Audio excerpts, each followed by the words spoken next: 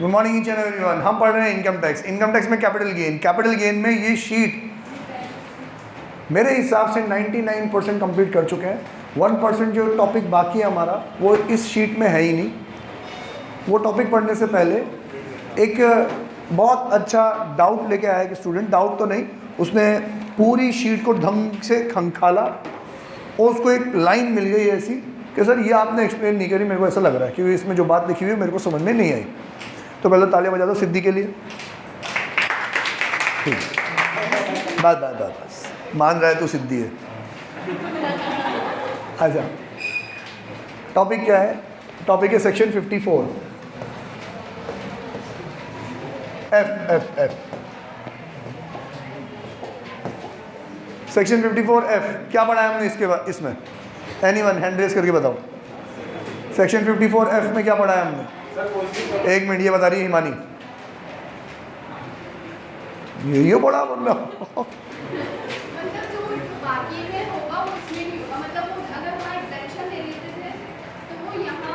कहना क्या चाहते हो?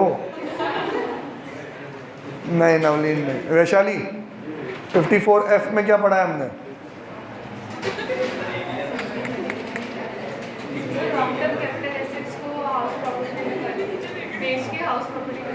Very good. Long term capital assets, any long term assets आपने सोल्ड किए हो और क्या परचेज किया हो, रेजिडेंशियल हाउस परचेज किया हो तो एग्जेम्पशन मिलेगा। इसके एग्जेम्पशन में और बाकी सबके एग्जेम्पशन के फॉर्मूले में कोई डिफरेंस था? क्या डिफरेंस था? वहाँ था अमाउंट इन्वेस्टेड और capital gain which ever is lower, और यहाँ पे तो था प्रोपोर्शनेट। क्या आपने 50 लाख का घर बेचा, उसकी index cost of acquisition 20 lakh आ रही थी, कैपिटल गेन 30 लाख था। आपने नया घर खरीदा 40 लाख का, तो एज पर आम जिंदगी 40 और 30 विच एवर इज लोअर, 30 पूरे माफ। लेकिन मेंटोस जिंदगी एज पर 54 एफ वो तो यूँ कहता है कि साले तूने पुरानी चीज़ बेची किसके लिए? घर खरीदने के लिए। अब पुरानी चीज़ 50 की बिकी और घर तो तूने 40 का ही खरीदा, तो नेट सेल कंसिडरेशन का परसेंटेज कैलकुलेट करते हैं अपन अमाउंट इन्वेस्टेड से, कितना? 80%। तो तेरे को एग्जेम्पशन भी कितना मिलेगा? 80%। तो 30 लाख का 80% 24 लाख एग्जेम्प्ट हो जाएंगे और 6 लाख टैक्सेबल हो जाएंगे। याद आ रहा है कि नहीं आ रहा? सबसे इंपॉर्टेंट, सबसे पेचीदा, सबसे टेक्निकल 54 एफ ही है। मतलब 90% चांस है कि जो क्वेश्चन आएगा उसमें 54 एफ होगा, 90% चांस है। ठीक है, तो ये अच्छे से याद होना चाहिए। सर ये परसेंटेज कैसे निकलता है? Amount invested upon net sale consideration, मतलब 40 लाख अपॉन 50 लाख, आगे 80% multiply by capital gain multiply by 30 lakh, कितना हो गया एग्जेम्पशन? 24 लाख। ठीक है, ये याद रहेगा आपको। Amount invested upon net sale consideration multiply by capital gain. Clear है? ओके। अब इस सेक्शन में अपन ने एक खास बात पढ़ी थी कि नए घर को मिला के आपके पास 2 ही मकान होने चाहिए, तीसरा होगा तो एग्जेम्पशन नहीं मिलेगी। पढ़ा था नहीं पढ़ा था? अपन ने पढ़ा था। इट मीन्स कि ऐसा नहीं है कि जिसके पास घर नहीं है उसको ही 54 एफ का सुख मिलेगा, नहीं। जिसके पास घर है वो उसको ना बेचे फिर भी कोई दूसरी चीज़ बेच के घर बनाए, उसको भी मिल जाएगा। समझ में आया कि नहीं? अरे खुशी, तू मर गया, तू मर गया, कोई छोड़ के चला गया? खुश रहना बेटा। नहीं, बाकी सब ठीक हो गया तुम लोग? हाँ, तो यहाँ देखो, एक हमारा पुराना घर कुटी हवेली, ठीक है, ये था मेरे पास। मैंने माँ के सारे जेवर बेच दिए, ठीक है, ज्वेलरी बेच के क्या खरीद लिया? एक नया घर खरीद लिया। तो हाउस 1, हाउस 2 चलेगा। नई कंडीशन जो हमने नहीं पढ़ी वो क्या है कि अब ये जो हाउस 2 है इसका खुद का लॉक इन पीरियड भी होता है ना, 3 साल का। ये यूँ कह रहा है कि भाई साहब नया घर खरीद लो ना, उसके बाद अगले 2 साल या अगले 3 साल में कोई तीसरा नया घर मत बनवा लेना, नहीं तो वो जो एग्जेम्पशन आपको पहले मिली थी ना वो इनवैलिडेट हो जाएगी और वापस as a long term capital gain क्या हो जाएगी? टैक्सेबल। मतलब वो जो 2 घर वाली कंडीशन है वो जिस टाइम पे आप परचेज करोगे तब तक के लिए नहीं है, वो पूरे टाइम पीरियड के लिए है। कि मीन्स आपने कोई चीज़ बेची, घर खरीदा, एग्जेम्पशन ले लिया। एग्जेम्पशन क्यों मिला? क्योंकि पुराना और एक, दो ही थे आपके पास, आपने एग्जेम्पशन लेके थोड़े ही समय में एक और घर खरीद लिया, तो फिर वो पुरानी वाली एग्जेम्पशन आपके लिए नहीं है। समझ में आया कि नहीं? तो देखो ये बात लिखी हुई है आपके सेक्शन 54F के फर्स्ट पेज के एंड में। assessee cannot purchase for 2 years और ऑफ लिखा हुआ है, उसको और कर दो। मिल गया क्या आपको? सेक्शन 54F में लास्ट वाले कॉलम में एंड लास्ट 4th लाइन से assessee cannot purchase for 2 years or construct for 3 years any other house property, otherwise capital gain exempted will be taxable in year of purchase or construction। समझ में आया कि आपने एक मकान बनवाया ना, सॉरी एक खरीदा ना आपने, दूसरा मत खरीद लेना, दूसरा बनवा भी मत लेना। इसको तो नहीं बेचोगे, ये तो लॉकिंग पीरियड इस मकान का है। इवन आप कोई नया मकान खरीद नहीं सकते, बनवा नहीं सकते, नहीं तो वो एग्जेम्पशन वापस से क्या हो जाएगी? टैक्सेबल हो जाएगी। समझ में आया कि नहीं? कोई डाउट है इसमें? नहीं, ओके।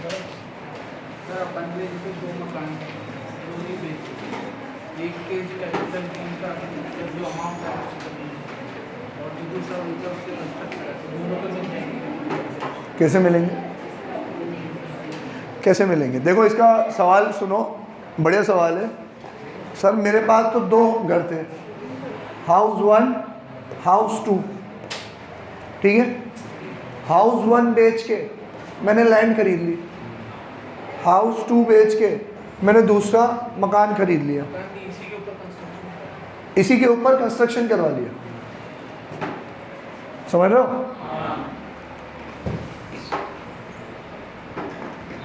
ठीक है। कौन सा सेक्शन अप्लाई होगा? कौन सा सेक्शन अप्लाई होगा? 54 के 54F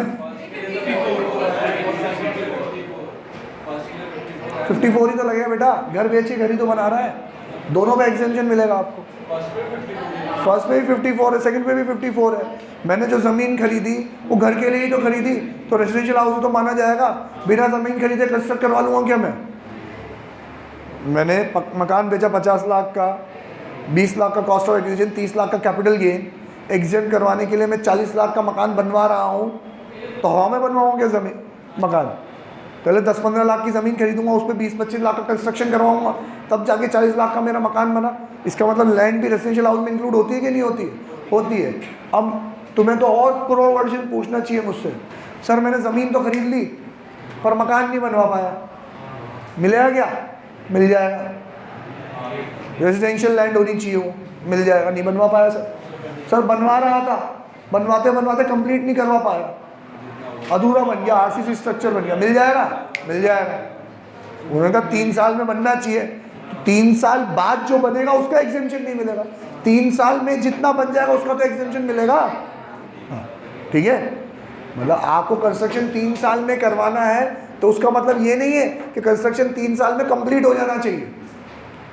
उसका मतलब यह है कि 3 साल में जितना कंस्ट्रक्शन हो गया उसका एग्जेम्पशन मिलेगा, 3 साल बाद जो आप कंप्लीशन में पैसा लगवा रहे हो उसका एग्जेम्पशन नहीं मिलेगा। समझ में आया कि नहीं? ठीक है। और कोई डाउट? मेरे को एक बुक दे दो, अगर कोई कैपिटल गेन की बुक लाया हो तो।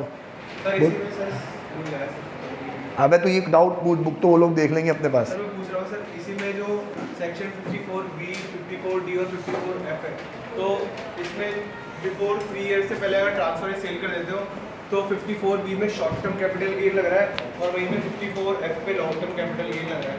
तो सर कौन कौन से में क्या लग रहा है वो बता दें एक बार आपसे, कि शॉर्ट टर्म किसमें लग रहा है, लॉन्ग टर्म किसमें लग रहा है, कौन से में?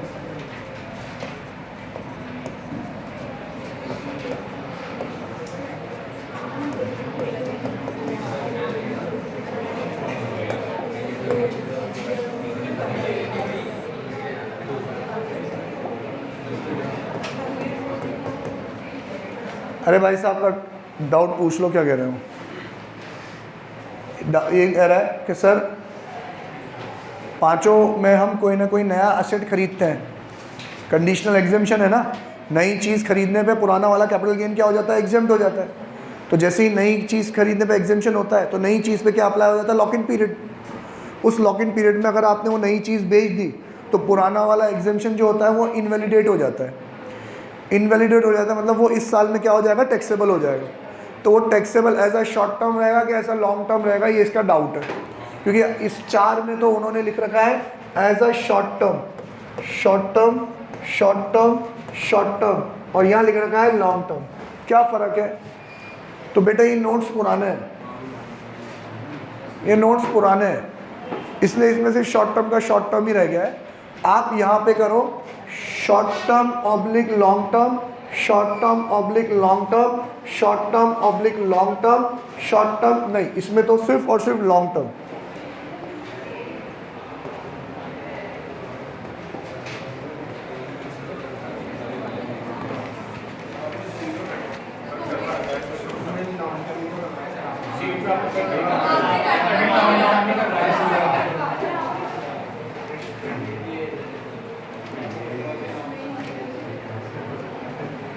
अब यार मेरी बात सुनो, वो नोट्स है ना, मैंने रीड करके नहीं पढ़ा है आपको। क्यों नहीं पढ़ा है? क्योंकि वो नोट्स बहुत बड़े टेक्स्ट का बहुत कंसाइज फॉर्म है, तो उसको रीड करके आप चीज़ें नहीं समझ पाओगे।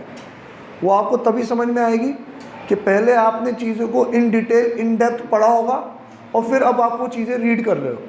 तो पहले अपन ने क्या पढ़ा है ये सीख लो। हमने यूँ पढ़ा है कि पुराने वाले मकान पे जो एग्जेम्पशन था वो क्यों मिला, क्योंकि आपने नया मकान खरीदा। अब अगर आप ये नया मकान बेच दोगे तो इसकी जो कॉस्ट थी उसमें से वो एग्जेम्पशन क्या हो जाएगा, माइनस हो जाएगा। ठीक है, एग्जाम्पल लेके चलते हैं अपन कि 50 में बेचा, standard example, 20 cost of acquisition, 30 का कैपिटल गेन। नया मकान खरीदा मैंने कितने का, 40 का, इसको भी मैंने आगे फर्दर बेच दिया। कितने बेचा, मान लो 41 में बेचा मैंने इसको। अब जब मैं इस 40 की चीज़ को 41 में बेच रहा हूँ, लॉक इन पीरियड के अंदर अंदर बेच दिया, तो 54 का रूल क्या कहता है कि भाई साहब नए मकान की कॉस्ट में से ये एग्जेम्पशन आपने जो पहले क्लेम करी थी वो क्या हो जाएगा, माइनस। तो आपकी कॉस्ट कितनी बचेगी, 11, तो सॉरी 10, रिमेनिंग कॉस्ट बचेगी, वो माइनस कर देंगे। वो माइनस कर देंगे तो अब आपका कैपिटल गेन कितना आ जाएगा, 31। 30 तो ये और 1 ये याद आ रहा है कि नहीं आ रहा आप लोगों को? ये पढ़ा है अपन ने डिटेल में। तो अब भाई ये जो 31 का कैपिटल गेन आया, ये कैपिटल गेन कौन सा आएगा, शॉर्ट टर्म के लॉन्ग टर्म? मैं कहता हूं दोनों। सर कैसे दोनों? क्योंकि जो लॉक इन पीरियड है वो 3 साल है, और जो असेट आपने खरीदा है वो है land and building. Residential house खरीदा है ना, तो क्या है, land and building. Land and building 2 साल में क्या हो जाती है, long term. Lock in period 3 साल। तो अगर आपने पहले साल में बेचा तो शॉर्ट टर्म, दूसरे साल कंप्लीट होने से पहले दूसरे साल में बेच दिया तो शॉर्ट टर्म, लेकिन 2 साल कंप्लीट होने के बाद तीसरा साल कंप्लीट होने से पहले बेचा तो लॉन्ग टर्म। इसमें क्या होगा कि अब वो जो कॉस्ट पहले है एग्जेम्पशन है वो माइनस होगा, क्या बचेगा, 10 का हम करेंगे इंडेक्सेशन। 2 साल रख के बेचा ना आपने, तो 2-2.5 साल का जो इंडेक्सेशन होगा वो इंडेक्सेशन करेंगे, वो माइनस करेंगे। इट मीन्स 54 में तो जब आप नया वाला मकान बेच देते हो तो डिपेंड कि नया वाला मकान आपने एज अ शॉर्ट टर्म बेचा कि एज अ लॉन्ग टर्म बेचा। जैसा नया वाला मकान बेचा एग्जेम्पशन भी वैसे के वैसे ही क्या हो जाएगी, टैक्सेबल। नया वाला मकान आपने शॉर्ट टर्म पीरियड में बेचा है तो वो exemption as a short term taxable. नया वाला मकान आपने लॉन्ग टर्म में बेचा है तो वो वाला एग्जेम्पशन भी लॉन्ग टर्म में टैक्सेबल। आ रहा है कि नहीं आ रहा समझ में? सबको समझ में आ रहा है? सेम सिनेरियो 54B में और 54D में कैरी हो रहा है। ठीक है, 54EC और 54F का ये सिनेरियो नहीं है। इसमें चीज़ें बहुत सिंपल है। पुराने वाले को पुराने की तरह अलग से टैक्सेबल करो, नए वाले का कैलकुलेशन बिल्कुल सेपरेटली करो। ये काटा कुटा करने की ज़रूरत नहीं है ना, ये तिगड़म लगाने की ज़रूरत नहीं है। सिंपल, जो पुराना वाला एग्जेम्प्ट हुआ था वो तो अलग से टैक्सेबल, वो लॉन्ग टर्म एग्जेम्प्ट हुआ था तो वो लॉन्ग टर्म टैक्सेबल, और जो नया वाला आप बेच रहे हो वो आप जानो, आपका काम जाने कैसे बेच रहे हो, उसका कैलकुलेशन जो सेपरेटली होता है, जैसे होता है वैसे होगा। शॉर्ट टर्म में बेचा है तो 40 की चीज़ 41 में बेची, 1 लाख का short term capital gain. Long term में बेचा है तो 40 की चीज़ 41 में बेची, 40 का इंडेक्सेशन करके 41 में से माइनस कर दो, जो बच जाएगा वो long term capital gain. Clear? Means अगर इसको मैं समराइज करूं और एक लाइन में बोलना चाहूं 100 बातों की एक बात, तो इन 3 सेक्शन में पता है क्या हो रहा है? अगर पुराना वाला एग्जेम्पशन इनवैलिडेट हो रहा है क्योंकि आपने नया वाला एसेट लॉक इन पीरियड के अंदर अंदर सोल्ड कर दिया, वो इनवैलिडेट हो रहा है, तो उस एग्जेम्पशन को नए वाले कैपिटल गेन के साथ मर्ज कर दिया जाता है। समझ में आ रहा है कि नहीं आ रहा? उस एग्जेम्पशन को नए वाले के अंदर मर्ज कर दिया जाता है। नया वाला शॉर्ट टर्म तो ये भी शॉर्ट टर्म, नया वाला लॉन्ग टर्म तो ये भी लॉन्ग टर्म। डन? लेकिन इन दोनों में ये मर्जर एक्विजिशन नहीं होता। 54F में अगर पुराना वाला इनवैलिडेट हो रहा है तो वो separately as a long term taxable, और नया वाला जो टैक्सेबल हो रहा है क्योंकि आपने बेच दिया उसको, वो जो टैक्सेबल हो रहा है वो उसके सिचुएशन के हिसाब से हो रहा है। शॉर्ट टर्म तो शॉर्ट टर्म, लॉन्ग टर्म तो लॉन्ग टर्म, मर्जर कहीं भी नहीं होता। क्लियर है? ठीक है, ओके। और कोई डाउट? सर आपने जो बात की सर पहले, जैसे लॉन्ग टर्म एग्जाम वगैरह लॉन्ग टर्म में लगेगा, शॉर्ट टर्म में है यहाँ बोला था ना वो इन 3 में, नहीं सॉरी इसमें बोला था कि लॉन्ग टर्म एग्जेम्प्ट हुआ तो लॉन्ग टर्म ही लगेगा। इन दोनों में बोला था, इन 3 में नहीं बोला था। ठीक है, अब मेरे हिसाब से एक ही पॉइंट रह गया है इसमें। एक बार नोट्स रिव्यू कर लो आप जिन लोगों ने शुरू से पढ़ा है।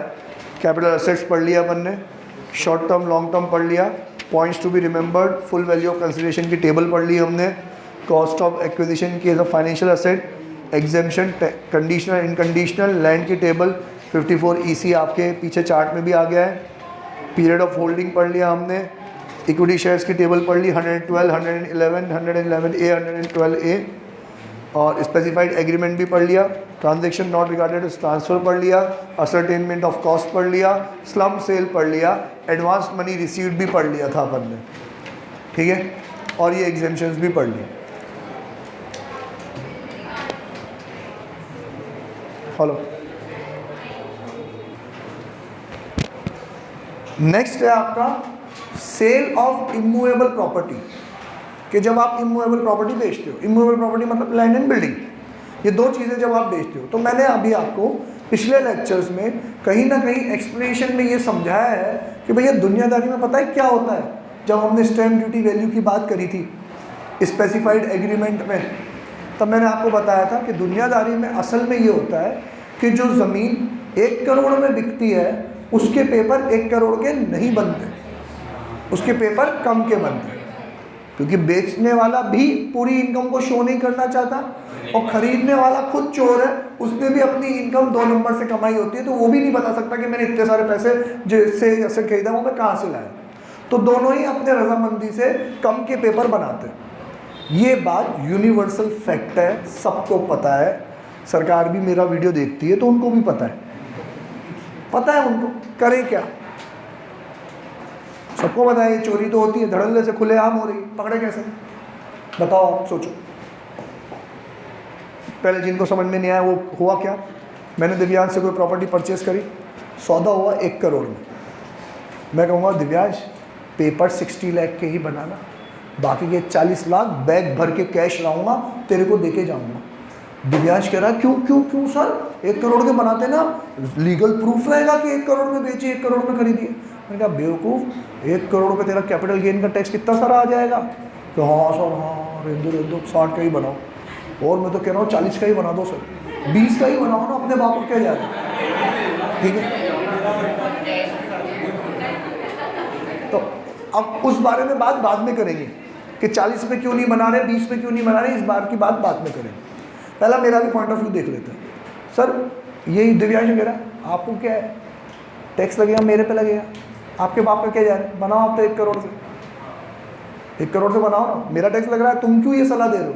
मैं कहा मैं इसलिए सलाह दे रहा हूँ साले, मैंने भी ये जो पूरा 1 करोड़ है कोई 1 नंबर की कमाई थोड़ी है, मैंने भी सरकार को थोड़ी बता रखा है कि मैंने 1 करोड़ कमा रखे हैं।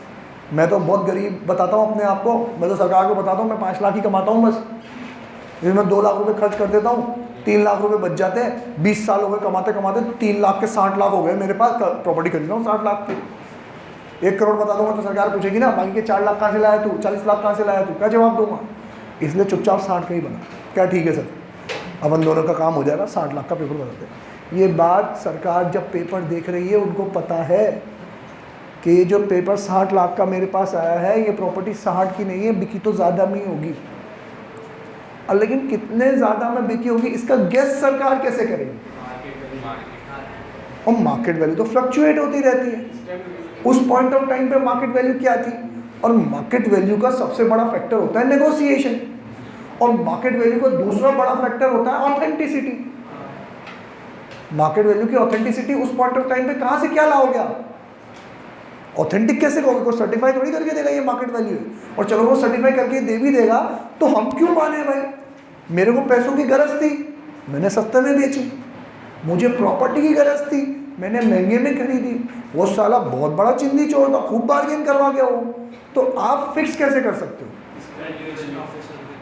वैल्यूएशन ऑफिसर के थ्रू। तो वैल्यूएशन ऑफिसर फ्री में वैल्यूएशन करता है क्या? उसकी भी परसेंटेज लेता है। मैं क्यों खड़ा हूँ भैया आप लोगों के लिए? मैं तो कह रहा हूँ 60 लाख की है, सच बोल रहा हूँ, झूठ मैं कहूँगा क्या? हाँ 60 की तो नहीं है, तुम पता करके बताओ कितने की है। आप पागल हो गए सर, 60 की है, 60 का ही पेपर है। वो जानता है अंदर ही अंदर कि नहीं है, पर करे तो करे क्या, बोले तो बोले क्या? उस टाइम की गवर्नमेंट रेट पे हम तो टैक्स लेके तुम कितना भी बेचो। उस टाइम की गवर्नमेंट रेट मतलब स्टैम्प ड्यूटी वैल्यू। बेचारों के पास यही एक रास्ता है। कौन सा रास्ता है? Stamp duty value. तो साफ साफ बोलते हैं कि अगर आपने कोई सी भी land and building stamp duty value के भी नीचे बेची है, क्योंकि हम ये जानते हैं कि मार्केट वैल्यू तो स्टैम्प ड्यूटी वैल्यू के ऊपर ही होती है, और आपने अगर स्टैम्प ड्यूटी वैल्यू के भी नीचे बेची है तो फिर तुम पकड़े गए साले। झूठ तो तुम पहले भी बोल ही रहे थे, लेकिन अब तुम पकड़े गए तुम्हारी लालच की वजह से। सब 20 की बना दो ना, अपने बाप में क्या जा रहा है? अरे नहीं बना सकते। उसकी स्टैम्प ड्यूटी वैल्यू अपने आप में 50 लाख है। 50 लाख से कम की बनाएगा ना तो सरकार तेरे को पकड़ लेगी, साले चोर तू पकड़ा गया। जो बच गया वो साहूकार, जो पकड़ा गया वो चोर। तेरे को डबल मार मारेंगे। मैं कैसे सर डबल मार कैसे मारूंगा? कि देख, एक तो तूने 40 लाख के पेपर बनाए, तो तेरे पास बुक्स में पैसे तो 40 लाख ही है।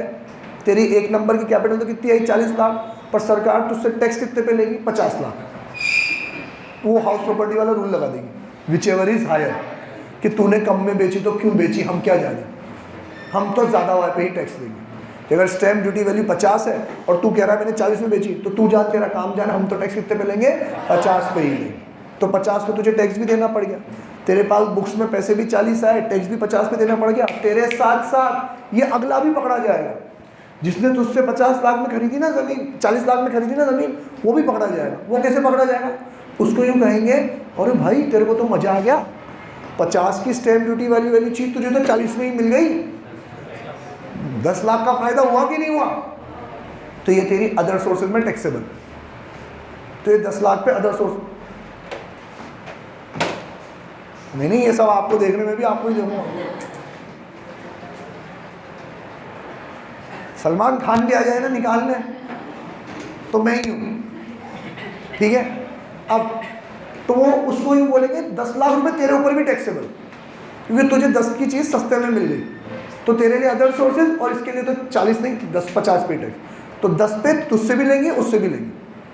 तो अब एक बेंचमार्क मिल गया। मार्केट वैल्यू को तो कभी पकड़ ही नहीं सकते, हवा में तो तीर चला ही नहीं सकते वो लोग। तो उनके पास एक बेंचमार्क मिल गया, क्या है? Stamp duty value.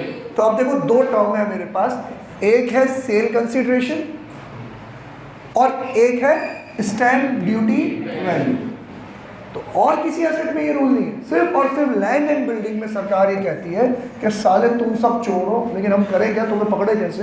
तो एक रूल तो हम बनाएंगे स्टैम्प ड्यूटी वैल्यू का, कि अगर तुमने अपना असेट स्टैम्प ड्यूटी वैल्यू से भी कम में बेचा है तो फुल वैल्यू ऑफ एसेट किसको मानेंगे? स्टैम्प ड्यूटी वैल्यू को मानेंगे। और अगर तुमने ज़्यादा में बेचा है तो तुमने ही तो बेचा है, तुमने ही तो पेपर बनाया है, तुम ही तो कह रहे हो, तो टैक्स तो तुम उस पर ही दोगे ना। समझेंगे नहीं? ठीक है। तो क्वेश्चन अराइज होता है कि लैंड एंड बिल्डिंग के केस में फुल वैल्यू ऑफ कंसिडरेशन क्या माने? सेल कंसिडरेशन माने कि स्टैम्प ड्यूटी वैल्यू माने? तो हम कहेंगे विच एवर इज हायर, लेकिन कहीं ना कहीं फिर ये ज़्यादती भी हो जाती है। सर कोरोना काल में जीएसटी जब आया, नोटबंदी जब आई, तब ज़मीनों की वैल्यू क्या हो गई? कम हो गई, मार्केट प्राइस कम हो गई। आप थोड़ी मार्केट प्राइस के हिसाब से अपनी स्टैम्प ड्यूटी वैल्यू बदलते हो, आप तो स्टैम्प ड्यूटी वैल्यू अपनी डेवलपमेंट के हिसाब से बनते हो। तो डेवलपमेंट तो उतना का उतना ही है, मगर मार्केट तो पूरा क्रैश हो चुका है, तो उस टाइम पे तो जो सेल कंसिडरेशन है तो वो तो इससे कम ही आएगा ना सर, फिर क्या करें? और ऐसा नहीं है कि उसी टाइम की बात कर रहा हूँ, वो एक्सेप्शनल है। इवन ज़िंदगी में भी ये होता है, कहीं कहीं की स्टैम्प ड्यूटी वैल्यू ज़्यादा होती है पर वहाँ की मार्केट वैल्यू उससे स्लाइटली थोड़ी क्या होती है? कम होती है। और सर ये बात आप ये नहीं कह सकते कि आप सब चोर, हाउ डेयर यू, आपने मुझे चोर कैसे कह दिया? आपने ये मान कैसे लिया मैं चोर हूँ? 60 लाख में ही बिकी है वो, 50 में ही बिकी है वो, 40 में ही बिकी है वो, मेरे को थी इमरजेंसी, मैंने 40 में ही बेची। सब चोर है तो आपने मेरे को भी चोर मार के मेरे पर 10 लाख का डंडा मार दिया आपने, ये तो गलत है कि नहीं है? गलत है। तो फिर ये क्यों कहते हैं कि चलो ठीक है सर, नेगोशिएशन भी तो हो सकती है। तो उन्होंने कहा ठीक है, मानते हैं कि कभी कभार स्टैम्प ड्यूटी वैल्यू से भी कम में चीज़ बिक सकती है, लेकिन उसका मार्जिन हम सिर्फ और सिर्फ 10% रखेंगे। क्या रखेंगे बेटा? ये जो मार्जिन है ये कितना रखेंगे अपन?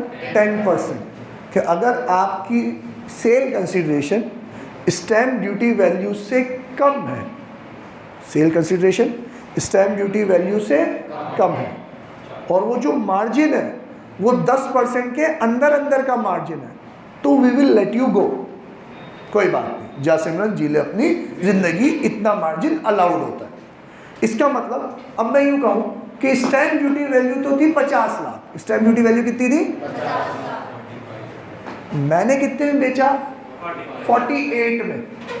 मैंने कितने में बेचा? 48 में। सर 2 लाख का ही तो फ़र्क है, चलेगा। आपकी फुल वैल्यू कैसे कितना मानेंगे? 48 ही मानेंगे, विच इज हायर वाला रूल एप्लीकेबल नहीं होगा। सर मैंने बेचा 52 में, मुझे तो रूल की मतलब ही नहीं है ना, तूने खुद ही कह रहा है 52 में बेचा तो 52 का टैक्स देगा कि नहीं देगा? कम वाले पे ही है, तो कम वाले पता है ये कैसे एप्लीकेबल होता है? ये जो 10% का मार्जिन है ना, ये 10% का मार्जिन स्टैम्प ड्यूटी वैल्यू का नहीं है। 50 लाख का 10% 5 लाख नहीं है, सेल कंसिडरेशन का 10%। किसका 10% है? सेल कंसिडरेशन का 10%। कि आपका जो सेल कंसिडरेशन कितना है? 48 लाख, इसका 10% 4,80,000। तो स्टैम्प ड्यूटी वैल्यू और सेल कंसिडरेशन में 4,80,000 से ज़्यादा का डिफरेंस नहीं होना चाहिए। समझे कि नहीं? क्लियर है? अब वंस मोर, जो 10% का मार्जिन है उसको हम लेट गो करेंगे, तो 10% किसका? सेल कंसिडरेशन का कि स्टैम्प ड्यूटी वैल्यू का? सेल कंसिडरेशन का 10%। समझे? कितने बेचा? 48, स्टैम्प ड्यूटी वैल्यू 50 का 10% 5 लाख नहीं, 48 का 10% 4.8 लाख। कि अगर इन दोनों में जो डिफरेंस है वो इसके 10% के अंदर अंदर का डिफरेंस है, तो we will let you go. लेकिन अगर जो डिफरेंस है वो 10% से भी ज़्यादा हो, तो भले ही तो कितना भी बड़ा ईमानदार हो, हम बेवकूफ़ मान के तुझसे टैक्स ज़रूर लेंगे। समझे? ठीक है? इसके लिए ये भूल जाते हैं बच्चे, बार बार भूलते हैं कि 10% किसका, 50 का कि 48 का, 4.8 को जज कैसे करेंगे, ये हमेशा भूलते हैं। इसलिए हम पता है क्या करते हैं, हम सेल कंसिडरेशन का 110% बोलते हैं। क्या बोलते हैं? सेल कंसिडरेशन का 110%। कि आपकी जो स्टैम्प ड्यूटी वैल्यू है वो सेल कंसिडरेशन के 110% से भी ज़्यादा की नहीं होनी चाहिए। अब एक एग्जांपल लेते हैं, कोई सा भी रैंडम फिगर ले बेटा, 1 से लेके 100 का, लेकिन राउंड ऑफ में लेना 5 के। 40 मैंने बेचा कितने में? 40 से ऊपर कोई सा भी राउंड ऑफ का फिगर ले ले। 75 मैंने बेचा कितने में? 40 में। स्टैम्प ड्यूटी वैल्यू कितनी थी? 75। यहाँ तो देख के ही लग रहा है पिक्चर बन गई। 75 क्या हो गया? टैक्सेबल। मैं बोलूँ इसने 40 नहीं 45 बोला होता, इसने बोला 40, इसने बोला 45। सर थोड़ा करीबी का मामला है ना, तो जज कैसे करेंगे? सेल कंसिडरेशन का 110%, सेल कंसिडरेशन का 110% कितना हो गया? 44। स्टैम्प ड्यूटी वैल्यू 44 से पार नहीं होनी चाहिए। पार निकल गई सर, 45 निकल गई, तो 45 इज टैक्सेबल। सर अगर 43 होती तो 40 इज टैक्सेबल। समझ रहे हो कि नहीं समझ रहे हो? सबको समझ में आ रहा है? बेंचमार्क क्या है? सेल कंसीडरेशन का 110%। मतलब अगर मैं यूँ कहूँ 70 और 75, बेचा कितने में? 70 में, स्टैम्प ड्यूटी वैल्यू 75, तो बेंचमार्क इज 70 का 110%। 70 का 110% मतलब 77, और जो स्टैम्प ड्यूटी वैल्यू वो 77 के अंडर है ना, तो 70 is taxable. Stamp duty value 77 के पार होती, 78 होती, 79 होती, 80 होती, सो ऑन, तो stamp duty value is taxable. ठीक है, लेकिन 70 और 65 फिर तो क्वेश्चन अराइज होता ही नहीं। जब stamp duty value sale consideration से ही कम है, तो सेल कंसिडरेशन तो तुमने ही बताया, उसमें तो टैक्स लगेगा ही लगेगा। समझ में आ रहा है कि नहीं? भेजे में बैठ रहा है कि नहीं? अब ये सारी चीज़ें एक साथ पढ़ी जाती है ना, और मैं क्वेश्चन पुटअप करूँगा तो शायद आप कंफ्यूज हो जाओगे, पर टेंशन नहीं लो। कल मैं आपको चार्ट बना दूंगा, उस चार्ट से हमें सारी चीज़ें क्रिस्टल क्लियर हो जाएंगी कि कब पहले क्या चेक करना है, फिर क्या चेक करना है। ठीक है, बाय, टाटा, सी यू।